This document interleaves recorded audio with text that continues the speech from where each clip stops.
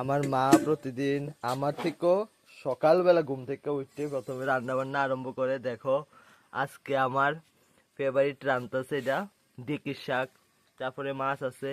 Already ভাত রান্না হয়ে গেছে ওইদিকে। তো দেখো আমার লেগে, শুধুমাত্র আমার লেগে কত কষ্ট করে সকাল সকাল উঠতে রান্না বান্না প্রতিদিন। তো রান্না শেষ হলে আমার খাইয়েও যেতে লাগে, দেন আমি ডিউটিতে যখন যাবো তখন নিয়েও যাবো। তো এটা দেখে ভালো লাগতেছে। আজকে আমার ফেভারিট একটা শাক রান্না হইতেছে। তারপরে আর কিটা রান্না করবো মা? ঝিঙ্গা দিয়া আলু দিয়া মাছ দিয়া। আর আলুটি কি লেগে সিদ্ধ করছো?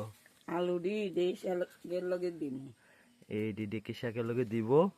এই তো রান্না চলতেছে, ভাত কিন্তু হয়ে গেছে। তো সকাল সকাল আমি এখন খামো। এখানে দুধ নিছি আর হচ্ছে স্লাইস। তো এটা দিয়ে এখন ব্রেকফাস্ট করবো।